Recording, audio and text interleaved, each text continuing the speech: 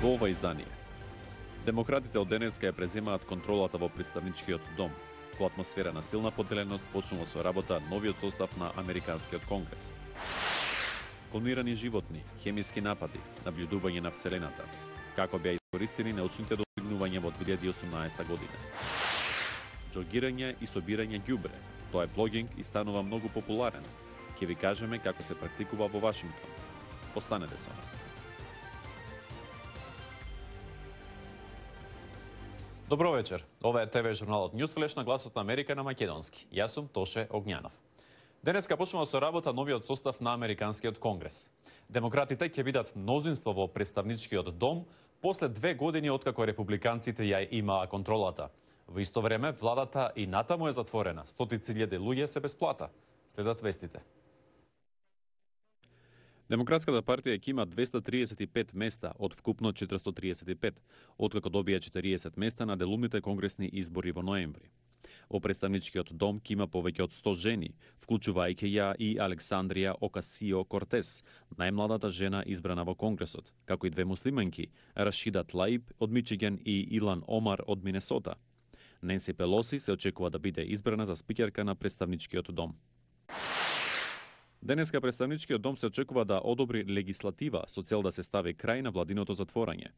Еден од законите што се очекува да помине ќе треба да обезбеди финансирање на одделот за домашна безбедност до февруари, дозволувајќи им на двете страни да ја надминат разликата околу барањето на Трамп за изградба на ѕид кон границата со Мексико. Другиот закон треба да обезбеди финансирање до крајот на септември за одделите за земјоделие, урбано планирање и други кои во моментот се затворени. Председателот на САД, Доналд Трамп, најави дека владата ќе остане затворена се додека не се обезбеди финансирање на ѕидот со Мексико, со што демократите не се согласуваат. Во Саудиска Арабија почна судењето на осомничените за убиството на новинарот Џамал Кашоги, кој беше ликвидиран во Саудискиот конзулат во Истанбул. За убиството се осомничени 11 лица. Кашоги беше колумнист на Вашингтон Пост, како и чест критикуваш на саудискиот принц Мохамед бин Салман. Беше убиен на 2 октомври во конзулатот во Турција. Државната саудиска новинска агенција објави дека обвинителите побарале соодветни казни за обвинетите, меѓу кои и смртни за 5 од нив. Дали Северна Кореја и Иран продолжуваат со нуклеарни тестови? Одговорот на ова прашање ќе може да се добие од новиот систем на вештачка интелигенција. За каква опрема се работи ќе видиме од прилогот на Фейт Лапидус. Во чиста соба, 25 метри под планините во источниот дел од сојузната држава Вашингтон, една од најсофистицираните опреми емитува сигнали за евентуална нуклеарна активност. Со големиот арсенал на инструменти, дел од Пацифичката северозападна национална лабораторија се мери радиоактивната активност.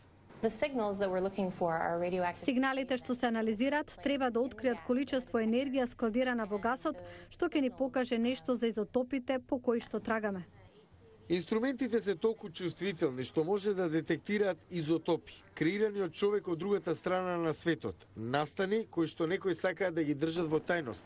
Специјален интерес предизвикува Агрон 37, кој може да се произведе кога неутроните имаат интеракција со калциумот во земјиштето. Вид на подземен нуклеарен тест може да се очекува да произведе големо количество на Агрон 37. Имаме интерес да го детектираме, со оглед дека е потенцијална алатка за верификување на нуклеарните закани и договори. Но овие сигнали, наречени пулсови, може да бидат неприметни поради бучавата во модерниот свет. Со користењето на вештачката интелигенција, истражувачите ги тренираат машините да ги пропуштат и релевантните сигнали, да регистрираат пулсови од неидентификувани изотопи. Првичните резултати беа побрзи и попрецизни дури од вештите човечки експерти. Научниците се надеваат да воочат нуклеарни активности, особено од земји кои што се согласија да ги запрат своите нуклеарни програми. Хемиски напади, клонирање, црни дупки, откритија во микросветот. Вакви наслови ја одбележаа минатата година кога станува збор за науката. Кевин Енокс има повеќе. За жителите на англискиот град Салисбури 2018 ќе остане запаметена по агенсот новичок. Професорот Андреа Села вели дека се работи за исклучително разорен отров.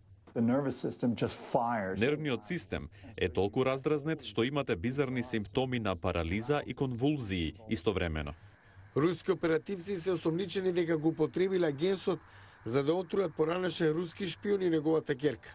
Инцидентот ги затегна односите меѓу Европа и Русија. 2018 ќе остане запаметен и по тоа што генетскиот инженеринг забележа напредок. Од скромните почетоци, кога оваа техника беше применета за клонирање на овцата Доли 97, научниците оваа година клонираа свиња, кучиња, маски и мајмуни. Техниките на генетскиот инженеринг сега се користат за да се креираат дизајнерски животни, како што е оваа холштајнерска крава, генетски дизајнирана да биде без рогови.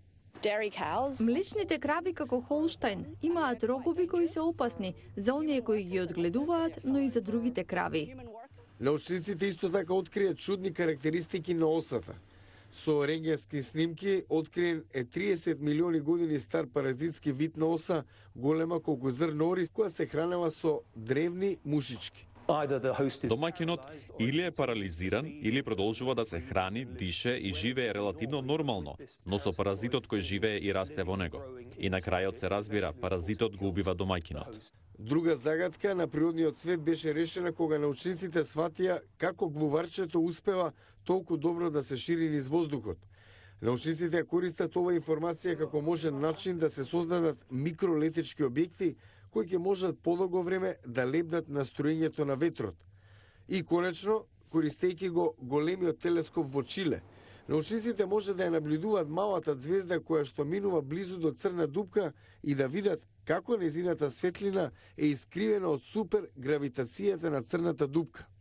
Наблюдувањето потврди едно од основните тврдења на Ајнштајновата теорија на релативноста, дека универзумот не е составен само од простор, туку е комбинација на простор и време, која може да биде под влијание на гравитацијата. Сте слушнале за плогинг, нов фитнес тренд што добива се поголема популарност. Се работи за комбинација од џогирање и собирање ѓубре. Како изгледа оваа спортска активност што го прави градот почисто место, ќе ни каже Фаиза Елмасри. Сончево и свежо, овој ден како да е создаден за плогирање. Овие тројца пријатели го прават токму тоа, трчаат и собираат ѓубре. Сепак постојат правила ако плогирате во група. Не можеш одеднаш да се наведнеш пред некого, затоа што сите кои се после тебе ќе се удрат и паднат. Сакате да бидете сигурни дека покривате поинаква територија. Тренерот Джеф Хуровиц вели дека е интересно да се открие дека она што тој го прави веќе подолго време станало фитнес тренд и плогирањето е се популарно во светот. За плогирање се потребни подготовки. Обично започнуваме со кревање тегови, склекови, некои вежби за рамнотежа.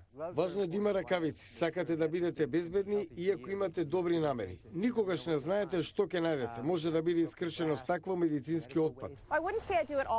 Не сакам да кажам дека постојано го правиме тоа, но понекогаш трчаме заедно во сабота или недела, го собираме ѓубрето и потоа одиме на појадок.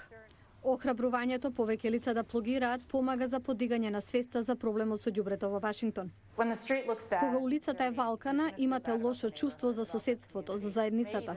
Дури се чувствувате помалку безбеден. Помага и за остварување на градските иницијативи за фитнес. Fit DC е иницијатива на градоначалникот за да го врати Вашингтон на врвот на листата на број 1 град во фитнес. Се чувствувам многу подобро, чувствувам дека сум остварил нешто. Сакам повеќе лица да трчаат по улиците. Се надевам дека луѓето ќе помислат два пати пред да го фрлат ѓубрето на земја. Има контейнери на секој агол, значи лесно е да се стави ѓубрето во контейнер. Тоа е пораката која овие лица сакаат да ја пренесат кога трчаат и собираат ѓубре. Го гледавте Ньюсфлеш на Гласот на Америка на македонски. Јас сум Тоше Огњанов од студиото во Вашингтон. Останува уште еден ден до крајот на оваа работна недела. Поминете го во добро расположение. Пријатно!